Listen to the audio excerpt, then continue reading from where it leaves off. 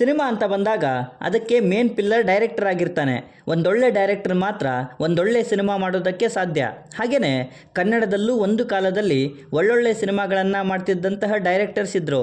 But ಅದೇ directors ಈಗ ತಮ್ಮ ಸಿನಿಮಾಗಳ ಮೂಲಕ ಫ್ಲಾಪನ್ನು ಪಟ್ಟಣ ತಗೊಳ್ತಾ ಇದ್ದಾರೆ. ಹಾಗಿದ್ರೆ ಕನ್ನಡದಲ್ಲಿ ಫ್ಲಾಪ್ ಸಿನಿಮಾಗಳನ್ನು ಕೊಟ್ಟು ಫ್ಲಾಪ್ ಆಗಿರುವಂತಹ ಡೈರೆಕ್ಟರ್ಸ್ ಯಾರು ಅನ್ನೋದನ್ನು ಈ ವಿಡಿಯೋದಲ್ಲಿ ನೋಡೋಣ. ಅದಕ್ಕೂ ಮುಂಚೆ ಚಾನಲ್ಗೆ ಹೊಸಬರಾಗಿದ್ದರೆ ಚಾನಲನ್ನು ಸಬ್ಸ್ಕ್ರೈಬ್ ಮಾಡಿಕೊಂಡು ವಿಡಿಯೋ ಇಷ್ಟ ಆದರೆ ಒಂದು ಲೈಕ್ ಕೊಟ್ಟು ವಿಡಿಯೋನ ಕಂಪ್ಲೀಟಾಗಿ ನೋಡಿ. ಆರ್ ಚಂದ್ರು ತಾಜ್ ಮಹಲ್, ಚಾರ್ಮಿನಾರ್, ಮೈಲಾರಿಯಂತಹ ಸೂಪರ್ ಹಿಟ್ ಸಿನಿಮಾಗಳನ್ನು ಕೊಟ್ಟು ಅವರ ಸಿನಿಮಾಗಳಿಗೆ ಅಂತಾನೆ ಒಂದು ವರ್ಗನ ಸೆಟ್ ಮಾಡಿದ್ರು ಆರ್ ಚಂದ್ರು ಅವರು. ಲವ್ ಕಾನ್ಸೆಪ್ಟನ್ನು ಇಟ್ಕೊಂಡು ಆಡಿಯನ್ಸ್ಗಳಿಗೆ ಕನೆಕ್ಟ್ ಆಗೋ ಹಾಗೆ ಸಿನಿಮಾನ ಪ್ರೆಸೆಂಟ್ ಮಾಡ್ತಾ ಇದ್ರು. ಈವನ್ ಕನ್ನಡದ ಪ್ರಾಮಿಸಿಂಗ್ ಡೈರೆಕ್ಟರ್ಸ್ ಲಿಸ್ಟಲ್ಲಿ ಕೂಡ ಇವರ ಹೆಸರಿತ್ತು. ಬಟ್ ನಂತರ ಆರ್ ಚಂದ್ರು ಅವರ ಡೌನ್ಫಾಲ್ ಸ್ಟಾರ್ಟ್ ಆಯಿತು. ಕನಕ, ಐ ಲವ್ ಯು, ಲಕ್ಷ್ಮಣ ಸಿನಿಮಾಗಳು ಅಂದುಕೊಂಡಷ್ಟು ದೊಡ್ಡ ಮಟ್ಟದ ಸಕ್ಸಸ್ಸನ್ನು ಕೊಡೋದಕ್ಕಾಗಲಿಲ್ಲ. ಇನ್ನು ಕಬ್ಜಾ ಪ್ಯಾನ್ ಇಂಡಿಯಾ ಲೆವೆಲಲ್ಲಿ ತುಂಬ ಲಾಸ್ ಆಗೋಯಿತು. ಅಲ್ಲಿ ಬಿದ್ದವರು ಇನ್ನೂ ಕೂಡ ಹೇಳೋದಕ್ಕಾಗದೆ ಫ್ಲಾಪ್ ಲಿಸ್ಟಲ್ಲಿದ್ದಾರೆ. ಯೋಗರಾಜ್ ಭಟ್ ಕನ್ನಡ ಇಂಡಸ್ಟ್ರಿಯ ವಿಕಟ ಕವಿ ಯೋಗರಾಜ್ ಭಟ್ರು ಮುಂಗಾರು ಮಳೆ ಮೂಲಕ ಇಂಡಸ್ಟ್ರಿಯಲ್ಲಿ ಸೆನ್ಸೇಷನ್ ಆಗಿದ್ದರು. ಈ ಸಿನಿಮಾ ಇಡೀ ಸಿನಿಮಾ ತಂಡದ ಲೈಫನ್ನೇ ಚೇಂಜ್ ಮಾಡಿಬಿಟ್ಟಿತ್ತು. ತಮ್ಮದೇ ಶೈಲಿಯ ಸಿನಿಮಾಗಳು, ಇನ್ನು ಹಾರ್ಟ್ಗೆ ಟಚ್ ಆಗುವಂತಹ ಡೈಲಾಗ್ಸ್ಗಳಿಂದ ಸಿನಿಮಾಗಳನ್ನು ಬ್ಲಾಕ್ ಬಸ್ಟರ್ ಮಾಡ್ತಾಯಿದ್ರು. ಮುಂಗಾರು ಮಳೆ ನಂತರ ಗಾಳಿಪಟ, ಮನಸಾರೆ, ಪಂಚರಂಗಿ, ಡ್ರಾಮಾ, ಪರಮಾತ್ಮ ಸಿನಿಮಾಗಳು ಆಡಿಯನ್ಸ್ಗಳ ಅಟೆನ್ಷನನ್ನು ಪಡ್ಕೊಂಡು ಯಶಸ್ಸನ್ನು ಕಂಡಿದ್ವು. ಬಟ್ ತದನಂತರ ಬಂದಂತಹ ವಾಸ್ತು ಪ್ರಕಾರ, ಪಂಚತಂತ್ರ, ಗರಡಿ, ಕರಟಕ ದಮನಕ ಸಿನಿಮಾಗಳು ಫ್ಲಾಪ್ ಆಗಿ ಆಡಿಯನ್ಸ್ಗಳಿಗೆ ನಿರಾಶೆಯನ್ನು ಮೂಡಿಸಿದ್ವು. ಸದ್ಯಕ್ಕೆ ಭಟ್ರು ಕನ್ನಡ ಇಂಡಸ್ಟ್ರಿಯಲ್ಲಿ ಒಂದೊಳ್ಳೆ ಕಂಬ್ಯಾಕ್ನ ಪ್ರಯತ್ನದಲ್ಲಿದ್ದಾರೆ. ಆದಷ್ಟು ಬೇಗ ಅದು ಅವರಿಗೆ ಸಿಗಲಿ ಅಂತ ನಾನು ಕೇಳ್ಕೋತೀನಿ.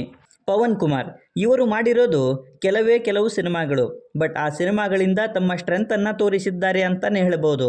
ಲೂಜಿಯಾ ಸಿನಿಮಾದ ಮೂಲಕ ಕನ್ನಡ ಇಂಡಸ್ಟ್ರಿಗೆ ಎಂಟ್ರಿ ಕೊಟ್ಟ ಇವರು ಲೂಜಿಯಾ ಸಕ್ಸಸ್ ನಂತರ ಲೈಫು ಇಷ್ಟೇನೆ, ಯೂಟರ್ನ್ ಸಿನಿಮಾಗಳನ್ನು ಮಾಡಿದರು. ಯೂಟರ್ನ್ ದೊಡ್ಡ ಸಕ್ಸಸ್ ಆಗಿ ಬೇರೆ ಭಾಷೆಗಳಲ್ಲಿಯೂ ಪವನ್ ಕುಮಾರ್ ಅವರು ಬೇಡಿಕೆಯನ್ನು ಪಡ್ಕೊಂಡ್ರು. ಆ್ಯಂಡ್ ಅದೇ ನಿಟ್ಟಿನಲ್ಲಿ ಫಾತ್ ಫಾಜಿಲ್ ಅವರ ಜೊತೆ ಸೇರಿ ಧೂಮಂ ಸಿನಿಮಾನ ಪ್ಯಾನ್ ಇಂಡಿಯಾ ಲೆವೆಲಲ್ಲಿ ತಂದರು. ಬಟ್ ಇಲ್ಲಿ ಪವನ್ ಕುಮಾರ್ ಅವರ ಮಾರ್ಕ್ ಕಾಣಿಸದೆ ಸಿನಿಮಾ ಫ್ಲಾಪ್ ಆಗೋಯ್ತು. ಆ್ಯಂಡ್ ಸದ್ಯಕ್ಕೆ ಪವನ್ ಕುಮಾರ್ ಅವರು ಕೂಡ ಫ್ಲಾಪ್ ಆದ ಡೈರೆಕ್ಟರ್ಸ್ ಲಿಸ್ಟಲ್ಲಿ ಇದ್ದಾರೆ. ಎ.ಪಿ. ಅರ್ಜುನ್ ಅಂಬಾರಿ ಸಿನಿಮಾದ ಮೂಲಕ ಕನ್ನಡ ಇಂಡಸ್ಟ್ರಿಗೆ ಎಂಟ್ರಿ ಕೊಟ್ಟು ಆ್ಯಸ್ ಅ ಡೈರೆಕ್ಟರ್ ಆಗಿ ತಮ್ಮದೇ ಆಡಿಯನ್ಸ್ಗಳನ್ನು ಹುಟ್ಟಾಕಿದ್ರು ಎ.ಪಿ. ಅರ್ಜುನ್. ನಂತರ ಬಂದ ಅದ್ಧೂರಿ ಮತ್ತು ಮಿಸ್ಟರ್ ಐರಾವತ ಸಿನಿಮಾಗಳು ಭಾರಿ ದೊಡ್ಡ ಸಕ್ಸಸ್ಸನ್ನು ಕೊಟ್ಟು ಒಬ್ಬ ಪ್ರಾಮಿಸಿಂಗ್ ಡೈರೆಕ್ಟರ್ ಕನ್ನಡ ಇಂಡಸ್ಟ್ರಿಗೆ ಸಿಕ್ಕರು ಅನ್ನೋ ಹಾಗೆ ಮಾಡಿದ್ವು. ಬಟ್ ತದನಂತರ ಬಂದಂತಹ ಕಿಸ್ ಮತ್ತು ಮಾರ್ಟಿನ್ ಸಿನಿಮಾ ಫ್ಲಾಪ್ ಆದವು.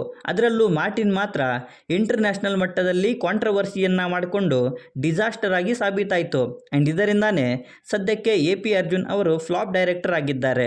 ದುನಿಯಾ ಸೂರಿ ಇದ್ದಿದ್ದನ್ನು ಇದ್ದಾಗೆ ಮೆಟ್ಟಲ್ ಹೊಡೆದ ಹಾಗೆ ತಮ್ಮದೇ ಸ್ಟೈಲಲ್ಲಿ ಹೇಳುವಂತಹ ಕಲ್ಟ್ ಡೈರೆಕ್ಟರ್ ಇನ್ ಕನ್ನಡ ಇಂಡಸ್ಟ್ರಿ ಅಂದರೆ ಅದು ದುನಿಯಾ ಸೂರಿ ಅವರು. ದುನಿಯಾ ಸಿನಿಮಾದ ಬ್ಲಾಕ್ ಬಸ್ಟರ್ ಹಿಟ್ ಜೊತೆಗೆ ಇಂಡಸ್ಟ್ರಿಗೆ ಎಂಟ್ರಿಯನ್ನು ಕೊಟ್ಟಿದ್ದರು. ದುನಿಯಾ ಸಿನಿಮಾದ ನಂತರ ಜಾಕಿ, ಟಗರು, ಕಡ್ಡಿಪುಡಿ ಸಿನಿಮಾಗಳು ಹಿಟ್ಟಾಗಿ ಸೂರಿ ಅವರಿಗೆ ಹೆಸರನ್ನು ತಂದುಕೊಟ್ಟಿದ್ವು. ಬಟ್ ಟಗರು ನಂತರ ಬಂದಂತಹ ಯಾವ ಸಿನಿಮಾ ಕೂಡ ಹಿಟ್ಟಾಗದೆ ಎಲ್ಲ ಸಿನಿಮಾಗಳು ಕೂಡ ಫ್ಲಾಪ್ ಲಿಸ್ಟಲ್ಲಿ ಸೇರಿಕೊಂಡಿವೆ. ಆ್ಯಂಡ್ ಇದರಿಂದಾನೇ ದುನಿಯಾ ಸೂರಿ ಅವರು ಸಹ ಫ್ಲಾಪ್ ಡೈರೆಕ್ಟರ್ ಲಿಸ್ಟಲ್ಲಿ ಸೇರಿಕೊಂಡಿದ್ದಾರೆ. ಪ್ರೇಮ್ ಅಂದಾಗ ನಮಗೆ ನೆನಪಾಗೋದು ಕರಿಯಾ, ಎಕ್ಸ್ಕ್ಯೂಸ್ ಮೀ, ಜೋಗಿ ಸಿನಿಮಾಗಳು.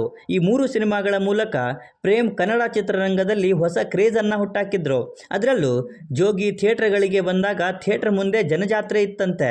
ರಿಲೀಸ್ಗೂ ಮುಂಚೆ ಭಾರಿ ಹೈಪನ್ನು ಕೊಟ್ಟು ಹಾಡುಗಳಿಂದಲೇ ಸಿನಿಮಾಗಳನ್ನು ಬ್ಲಾಕ್ ಬಸ್ಟರ್ ಮಾಡಿಸ್ತಾ ಇದ್ರು ಪ್ರೇಮ್ ಅವರು. ಈ ಮೂರು ಸಿನಿಮಾಗಳ ನಂತರ Raj the showman, Jogayya, the villain ಮತ್ತು ಏಕಲವ್ಯ ಸಿನಿಮಾಗಳು ಬಂದವು. ಅವುಗಳಲ್ಲಿ ರಾಜ್ ಬಿಟ್ಟರೆ ಇನ್ಯಾವ ಸಿನಿಮಾ ಕೂಡ ಸಕ್ಸಸ್ಸನ್ನು ಕಂಡಿಲ್ಲ. ದಿ ವಿಲ್ಲನ್ ಕಲೆಕ್ಷನ್ ವೈಸ್ ಚೆನ್ನಾಗಿ ಮಾಡಿದರೂ ಕೂಡ ಕಂಟೆಂಟ್ ವೈಸ್ ಆಡಿಯನ್ಸ್ಗಳನ್ನು ಸ್ಯಾಟಿಸ್ಫೈ ಮಾಡೋದ್ರಲ್ಲಿ ತುಂಬಾ ಹಿಂದೆ ಉಳಿದಿತ್ತು. ಸೊ ಸದ್ಯಕ್ಕೆ ಪ್ರೇಮ್ ಅವರು ಕೂಡ ದೊಡ್ಡ ಸಕ್ಸಸ್ಗಾಗಿ ಕಾಯ್ತಾ ಇದ್ದಾರೆ. ಆ್ಯಂಡ್ ಮೇ ಬಿ ಆ ಸಕ್ಸಸ್ ಧ್ರುವ ಸರ್ಜಾ ಮತ್ತು ಪ್ರೇಮ್ ಕಾಂಬಿನೇಷನ್ನ KD ದ ಡೆವಿಲ್ ಸಿನಿಮಾದ ಮೂಲಕ ಸಿಗುತ್ತೆ ಅನ್ಕೋತೀನಿ. ವಿಜಯ್ ಪ್ರಸಾದ್ ಸಿಲ್ಲಿಲಲ್ಲಿ ಎಂಬ ಕನ್ನಡದ ಪ್ರಸಿದ್ಧ ಧಾರಾವಾಹಿನ ನಿರ್ದೇಶನ ಮಾಡಿ ಹೆಸರು ಗಳಿಸಿದ್ದಂತಹ ವಿಜಯ್ ಪ್ರಸಾದ್ ಅವರು ಸಿದ್ಲಿಂಗು ಸಿನಿಮಾದ ಮೂಲಕ ಡೈರೆಕ್ಟರ್ ಆಗಿ ಕನ್ನಡ ಇಂಡಸ್ಟ್ರಿಗೆ ಎಂಟ್ರಿಯನ್ನು ಕೊಟ್ಟರು. ಈ ಸಿನಿಮಾ ದೊಡ್ಡ ಸಕ್ಸಸ್ಸನ್ನು ಕೂಡ ತಂದುಕೊಟ್ಟಿತ್ತು. ಇದಾದ ಬಳಿಕ ನೀರ್ದೋಸೆ ಕೂಡ ಹಿಟ್ಟಾಗಿತ್ತು.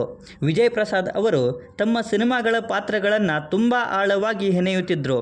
ಜೊತೆಗೆ ಒಂದಿಷ್ಟು ಕಾಮಿಡಿ, ವಿಡಂಬನೆ ಮತ್ತು ಮೆಸೇಜ್ ಜೊತೆಗೆ ತಮ್ಮ ಸಿನಿಮಾನ ತುಂಬಾ ಚೆನ್ನಾಗಿ ಪ್ರೆಸೆಂಟ್ ಮಾಡ್ತಾ ಇದ್ರು. ಬಟ್ ಈ 2 ಸಿನಿಮಾಗಳ ನಂತರ ಬಂದಂತಹ Petromax, Totapuri chapter 1, Totapuri chapter 2 ಮತ್ತು ಸಿದ್ಲಿಂಗು 2 ಸಿನಿಮಾಗಳು ಫ್ಲಾಪ್ ಆಗಿ ವಿಜಯ್ ಪ್ರಸಾದ್ ಅವರನ್ನು ಸಹ ಫ್ಲಾಪ್ ಡೈರೆಕ್ಟರ್ ಆಗಿ ಮಾಡಿವೆ. ಸೊ ಇವಿಷ್ಟು ಜನರು ಇವತ್ತಿನ ನನ್ನ ಲಿಸ್ಟಲ್ಲಿ ಇದ್ದಂತಹ ಕನ್ನಡದಲ್ಲಿ ಮುಂಚೆ ಒಳ್ಳೊಳ್ಳೆ ಸಿನಿಮಾಗಳನ್ನು ಕೊಟ್ಟು ಈಗ ಫ್ಲಾಪ್ ಸಿನಿಮಾಗಳನ್ನು ಕೊಟ್ಟು ಫ್ಲಾಪ್ ಆಗಿರುವಂತಹ ಡೈರೆಕ್ಟರ್ಸ್ಗಳು. ಸೊ ಇವರಲ್ಲಿ ನಿಮ್ಮ ಫೇವ್ರೆಟ್ ಡೈರೆಕ್ಟರ್ ಯಾರು ಅನ್ನೋದನ್ನು ಕೆಳಗೆ ಬರೆದು ತಿಳಿಸಿ. ಬಾಕಿ ವಿಡಿಯೋದಲ್ಲಿ ಏನಾದರೂ ಇಷ್ಟ ಆಗಿದ್ದರೆ ದಯವಿಟ್ಟು ಚಾನಲನ್ನು ಸಬ್ಸ್ಕ್ರೈಬ್ ಮಾಡಿಕೊಂಡು ಸಪೋರ್ಟ್ ಮಾಡಿ. ಕೊನೆಯಲ್ಲಿ ಸಿಗ್ತಾ ಇರೋಣ.